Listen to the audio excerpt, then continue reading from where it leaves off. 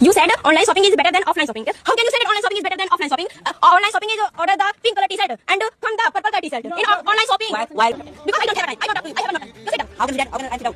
You sit down. I am not talking to visitors, okay? I mean, I don't talk to you.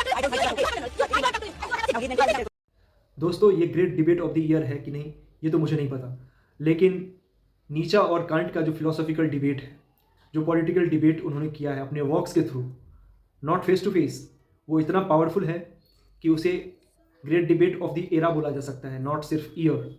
और I guarantee you कि ये debate अपने आप में इतनी इंटरेस्टिंग है कि आपके कई सारे सवालों के जवाब आपको देती है, फिलोसॉफिकल सवालों के, और आपको ये समझाने की कोशिश करती है कि जो आप सोच रहे हो वो गलत है या सही है, मोरली, एथिकली, मोरल लॉ के ऊपर, ह्यूमन नेचर के ऊपर और गॉड, रिलीजन के ऊपर ये डिबेट है, और बाकी बहुत सारे एस्पेक्ट को डील करती है ये debate, philosophical debate of Immanuel Kant and Friedrich Nietzsche. Kant का पॉइंट ऑफ व्यू ये है कि इंसान को डिग्निफाइड कंसिडर किया गया है, और वो सिर्फ ये इसलिए क्योंकि वो इंसान अपने आप में सोच सकता है, रीजन से गवर्न हो सकता है, और इसीलिए इंसान को मोरल होना चाहिए, एथिकल होना चाहिए, इंसान को दूसरे इंसान को एंड की तरह कंसिडर करना चाहिए, मीन्स की तरह नहीं देखना चाहिए, हर इंसान इक्वल है। ये सब उन्होंने तर्क दिए रिलीजन के फेवर में, गॉड के फेवर में, रीजन के फेवर में, रैशनैलिटी के फेवर में, और बहुत सारी चीज़ें बात की।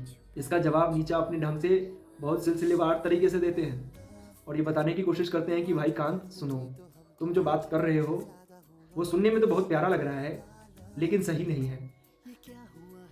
और वो बोलते हैं कि रीजन और रैशनैलिटी अगर इंसान के लाइफ को अच्छा करती है, इंसान के लाइफ को क्रिएटिव बनाती है तो सही है।